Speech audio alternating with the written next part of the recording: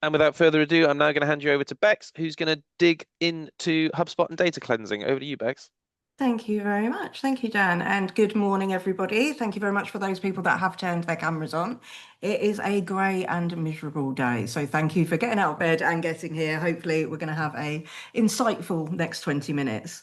Um, as Dan said, I'm Bex. I'm Digital Transformation Manager here at Wagada Digital. I think there's some people in the room that already know me, but for those who don't, I work on the HubSpot team and with our clients to make sure that they're getting the most out of their HubSpot subscription and really seeing the benefit of all the really great tools and features that HubSpot is continually adding to their portfolio.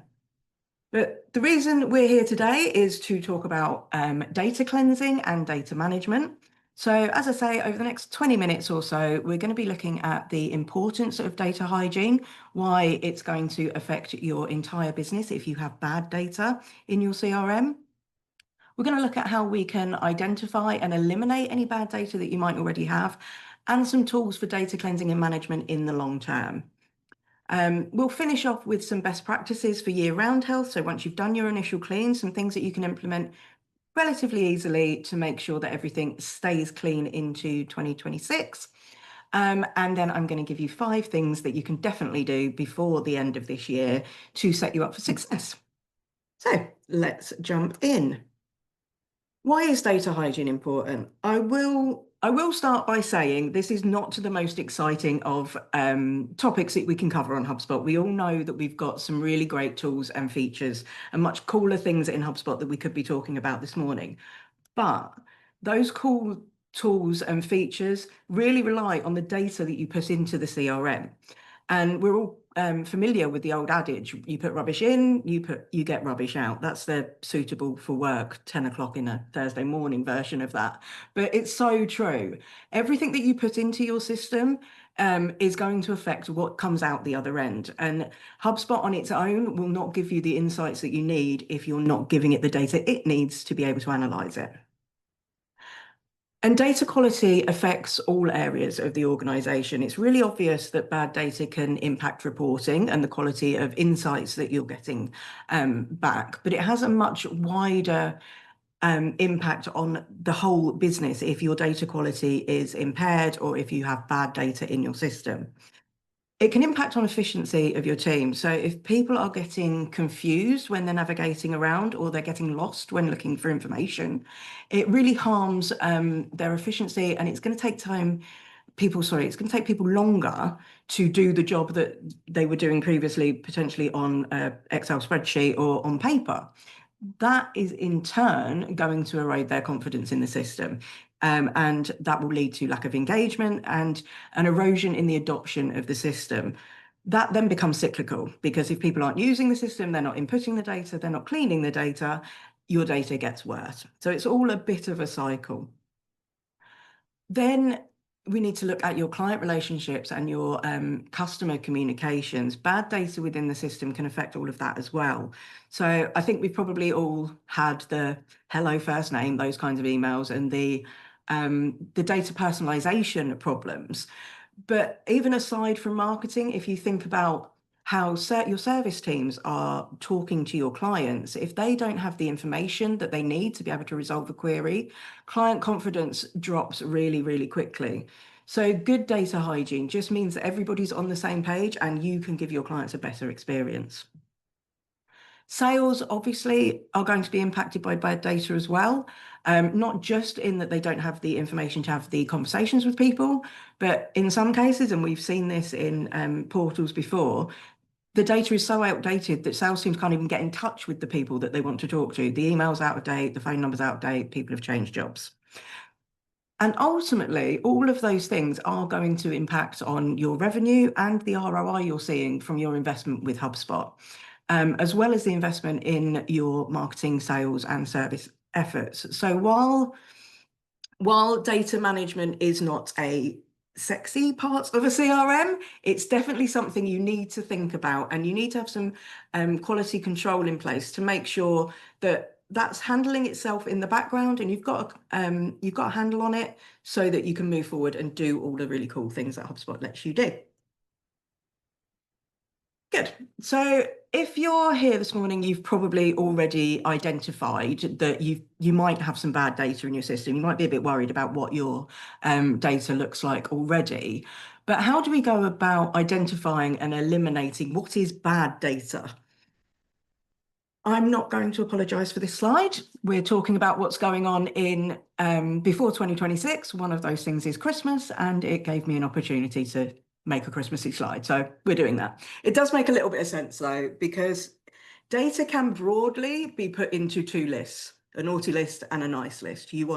It's either bad or it's good. I have got a kind of sometimes naughty list in the middle here, this grey area, because nobody's naughty all the time. And some of these things are less impactful to the business than others. But if we look over here on the left at the always naughty list, these are the things that have the biggest impact on businesses with regards to data quality. And they're the things that we see most often as well.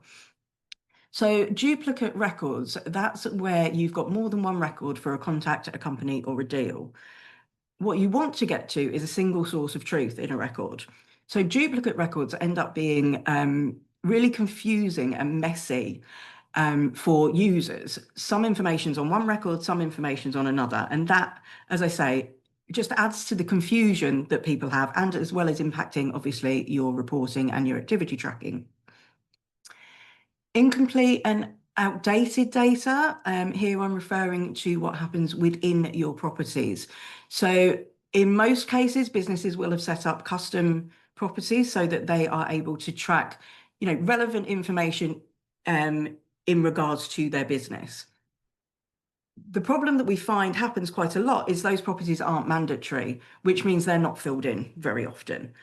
Or they're filled in, but they're filled in once and never updated again. Again, this is going to impact your reporting, and it is going to impact your users when they're trying to communicate with your contacts and your clients. And then finally, on this list, you've got lack of standardization and governance. So what I'm talking about here is the way that you collect data, the properties you use, the formatting that you use in those properties, and the fact that in a lot of portals, and actually this is probably second in the most common that I see, is that a lot of people have 2 or 3 properties all trying to record the same data. And again, that just puts everything out of alignment. Your reporting makes no sense. Nobody knows where to look or what to fill in. So that's your always naughty list. Those are the things that I am suggesting you look at now if you're looking to do a data clean. The other thing, the other things that happen, very often and more often in larger organizations are those things in the middle. Your misaligned lifecycle stages refers to when you have contacts who, for example, are sitting in the MQL lifecycle stage, but are actually clients. This misalignment is going to cause a problem with your communications, and we've seen it where you end up sending your clients sales and marketing communications. That's not a great look. That's what's going to erode that trust. So that alignment is really, really important. Invalid email addresses sounds like a really obvious one. Obviously, if you have an email address that's invalid, you're not going to be able to contact people. But it does go a bit deeper than that as well. If you get a lot of bounces, you're going to have problems with your email sender health, and you're also going to be eating at your marketing contacts limits from here as well, and you pay for those. So it's really important to check your invalid email addresses on a ad hoc basis. Finally on here, definitely one for the bigger organizations in the room. But if you're integrating with other systems, other CRMs, things like Salesforce or ERP systems, poorly mapped integrations can cause havoc in CRMs. They can firstly mean that you don't get any data. They can mean you get duplicate data, or you can end up with data that's going to be updated with not the most up-to-date information.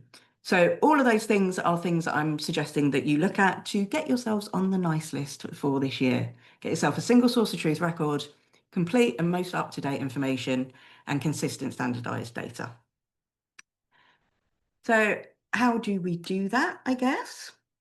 There's a few ways that you can do those first 3 things on on that naughty list. Finding duplicates in HubSpot can be done in a couple of ways, and I'm going to look at the new Data Hub data quality tool in a second.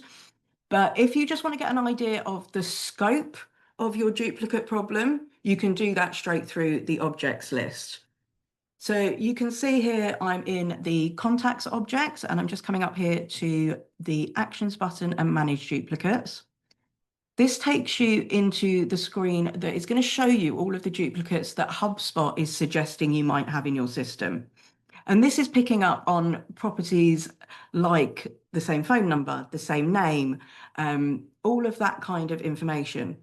And you can export these lists and kind of dole them out to your teams to look at. But you can also manage them directly through the tool here. So if you open up one of these suggested properties, you can actually look at every single property that you've got.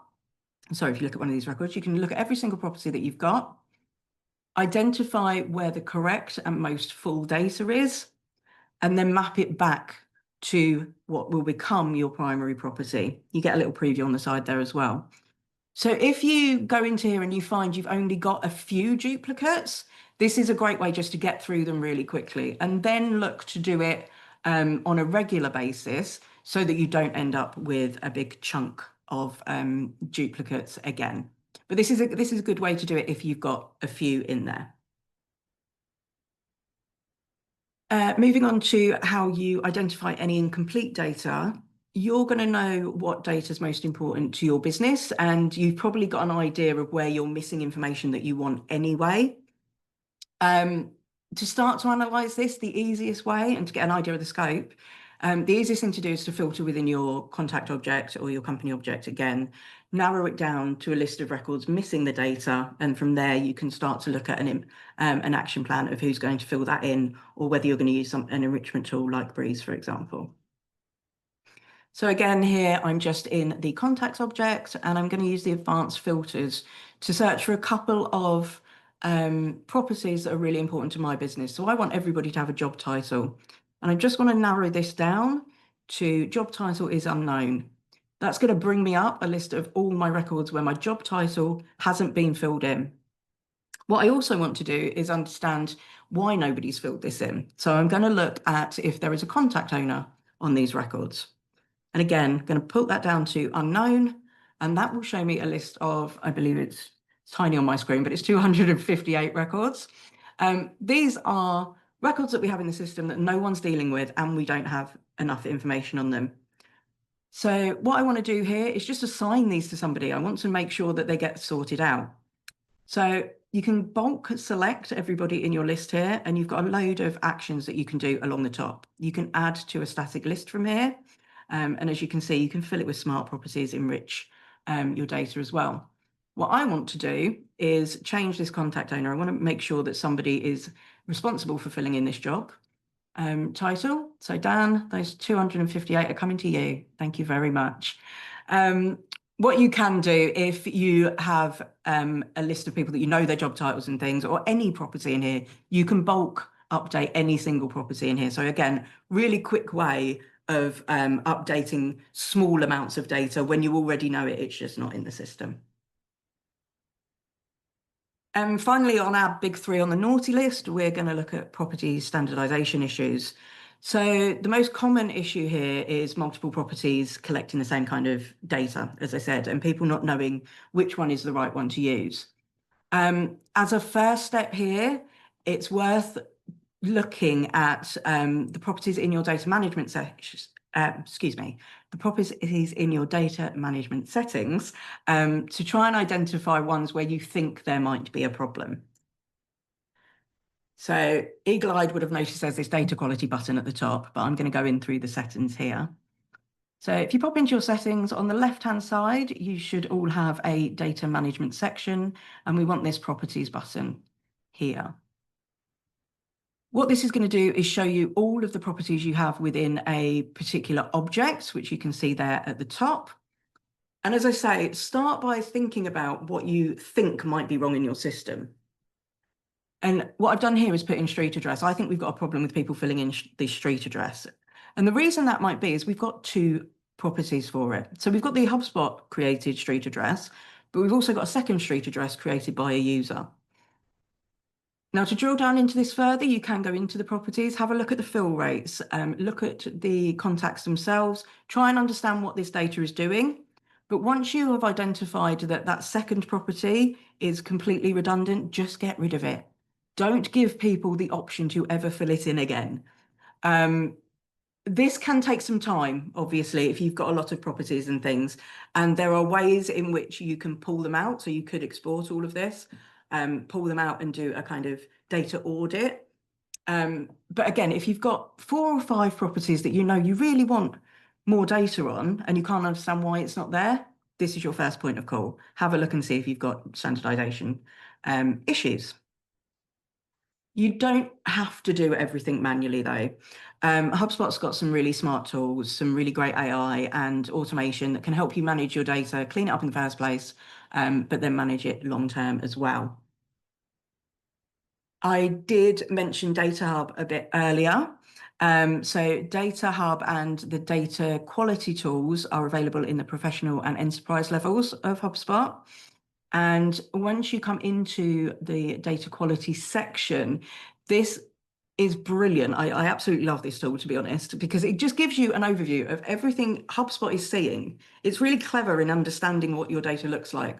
So it can give you that overview of the scope of your problems, where your duplicates are, what your formatting issues are. And this tab helps you out with more of that data quality rather than missing data. So this is about accuracy, the formatting tab. And here you can look at the 3 most kind of common properties that have accuracy problems. That's name, email, and location. And what HubSpot's really great at is not just saying you have a problem, it's saying you have a problem, this is why we think it's a problem, and this is how we think you can fix it. So if you do have access to Data Hub, definitely recommend you go in and have a look at those formatting issues as a first step. Not going to spend too much time on data enrichment. I could do a whole hour on it, I think. But this tab within Data Hub is really good at looking at where you could be getting more information. The idea of this is so that you can enrich it using Breeze AI.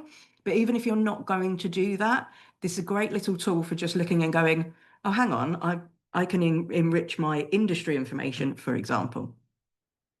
And just finally on Data Hub, the property insights here is a much more concise way of looking at what might be your duplicate properties or your properties with issues.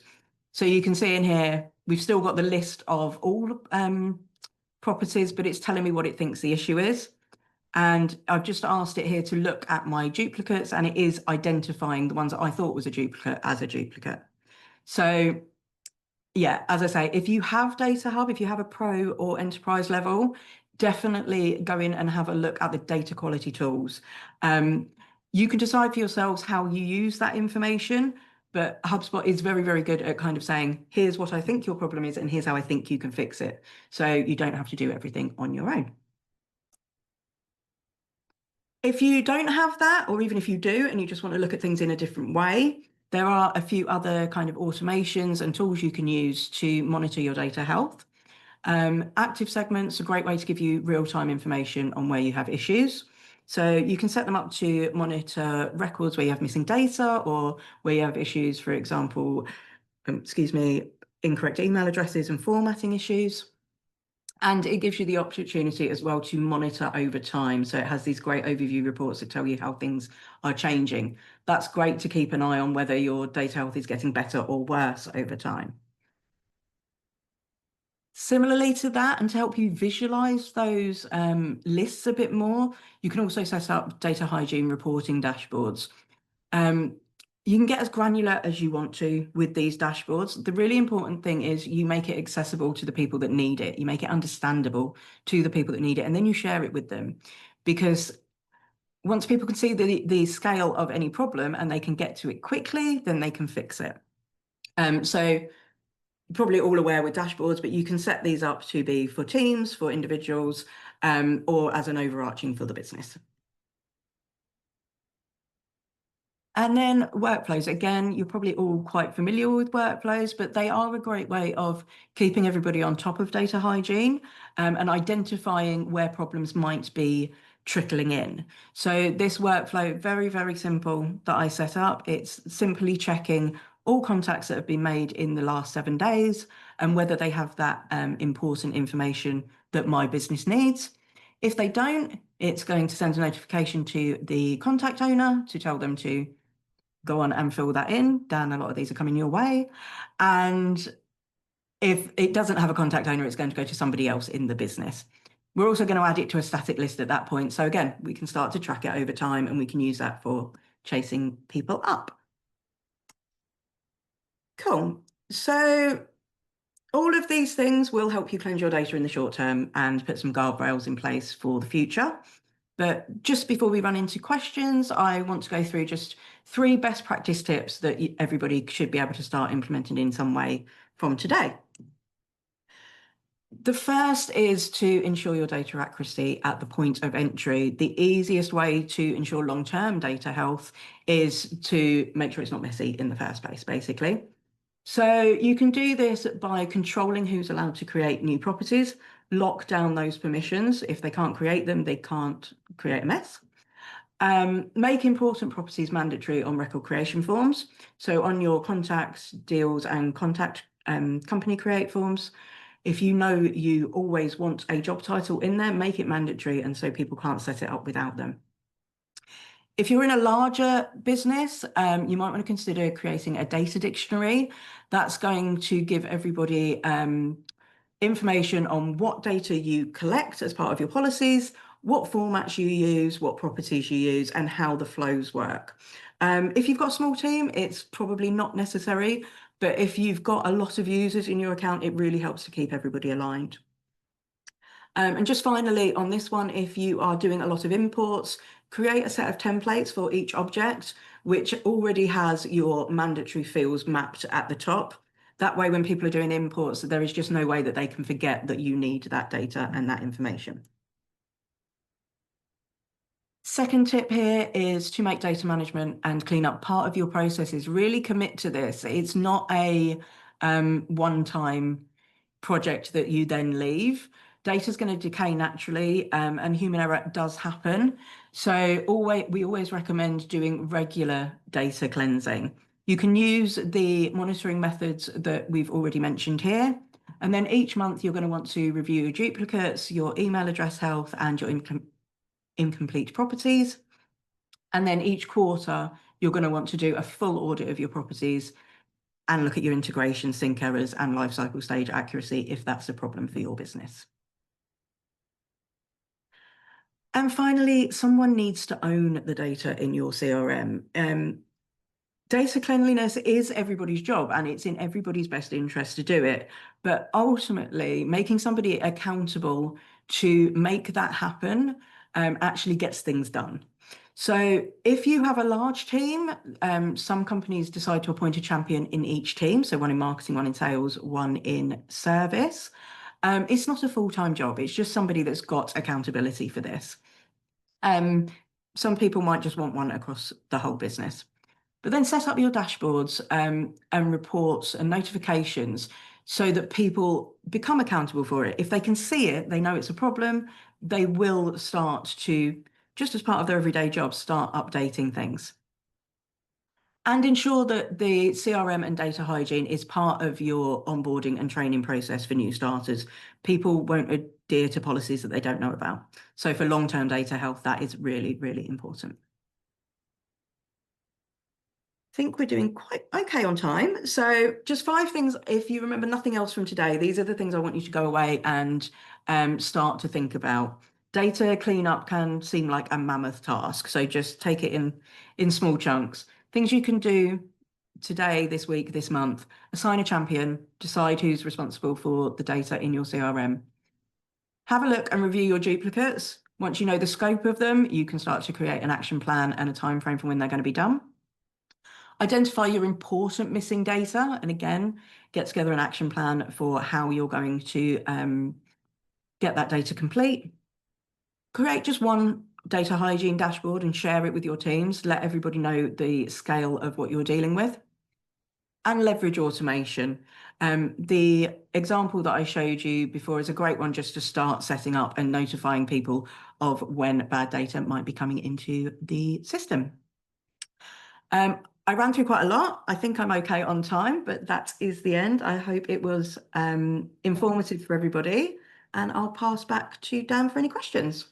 Great, cheers. Thank you so much, Bex. That was a really insightful 30 minutes. You started to have some questions come through. We're going to take it a couple of minutes beyond the half-past mark for those on the call to run through some questions. I have also popped our next HubSpot webinar, HubSpot specific webinar into the chat. That's coming up in January, but Bex is going to be doing that one. I'll be jumping on that one with Bex. It's going to be all about 2026 trends, data, insight, where we're going with HubSpot. So it's well worth registering for that. A couple of questions. One came through during the session one-to-one, and you've kind of touched on it a little bit, and towards the end there in particular around some of those accountabilities. But we had the question, how can marketing and sales teams align their processes to prevent bad data from entering the system in the first place, rather than just cleaning it later? So I guess we sort of Yeah. touched on that, but I guess if there was 2 to 3 key things that you would say in terms of that process alignment, what's your take on that? So I think we're probably further down the line with this by the sounds of it, but I think it's really important when you're setting up the CRM to make sure that sales and marketing are aligned on what the data points should be and what the handover is. So if you are at a point where that hasn't happened and data's messy, then go back and do that now.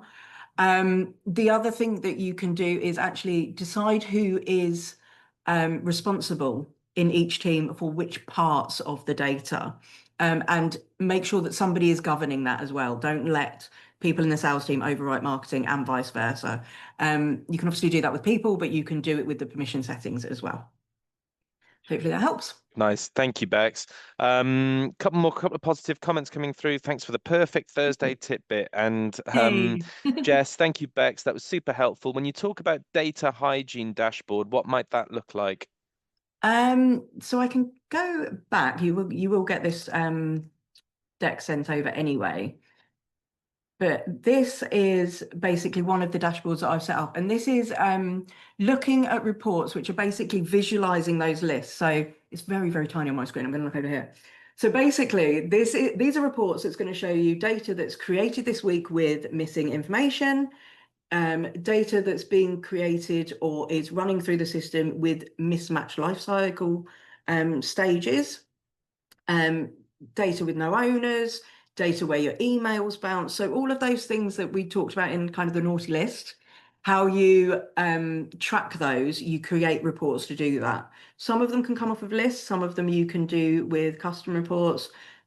The AI report generator in HubSpot is sticky sometimes, but it does work if you give it a good prompt. So if you think about the types of things that you want to report on, I do recommend popping it in there as well. But these ones are all created from lists. Lovely. Thank you, Bex. A couple of questions from Emily Tree. If you have 2 of the same properties and both are in use, how best to migrate the data from one to another before you archive one? Yes, so this happens quite a lot. I'd be interested to understand, Emily, if they are the same format as well, because if they're the same format, I would probably pull them out, merge them, and put them back in. If they're different formats, that's a little bit trickier because you can't merge them together. Emily, I know who you are, and I can reach out to you afterwards. Yeah, no, if you need to as well. I've got But quite a yeah, few questions on my list actually. perfect. Yeah, because there's another one that we could do a whole webinar on, right? Which is, can you have a campaign set up where sales and marketing events link up so you can see the ROI from marketing efforts? So, Oh yeah, Bex, what's that clarity of through line from beginning to end? yeah, absolutely. You can see everything all the way through. That's why I say it's good for these sales and marketing teams to align right at the beginning. Yeah. Because what you want to see is what's happening all the way through. And in fact, to service as well. You want to look at tickets and things eventually. So yes, and absolutely, we can do a whole other hour on that as well. I think that's one for the schedule. Yeah, yeah, that's one for I've next. given myself some work there, haven't I? Never mind. Fab, great. Thank you so much. Yeah, and Chester said that'd be interesting to join. So I think in the next couple of weeks, we'll be launching a schedule of webinars and online content for 2026. Yep. Yes, we are talking about 2026 already in November. I can't believe it's that time of year. But that will be starting to circulate those soon. So I think getting one in there about data cleanliness, but more in line specifically with you know, tracking ROI and actual success metrics from ideally that first click, right the way through Yeah, to 100%. closed won sales. So I think that would be really, really valuable. Brilliant. Well, listen, thank you so much, Bex. If anybody has any further questions or anything they'd like to discuss, please don't hesitate to reach out, drop us a note on LinkedIn. If you've enjoyed this session, feel free to scan that QR code or just jump onto Google or indeed the HubSpot directory and leave us a review. It's always much appreciated and very, very valuable. Lovely feedback from Richard. Good stuff. So yeah, no problem at all. Great to see you on the call. Lovely. Thank you ever so much, everybody. Best of luck with the rest of the day. Have a great rest of the week. Good luck with your HubSpot data cleanliness. Have fun in there and take it easy. Cheers, guys. All the very best. Bye-bye. Bye.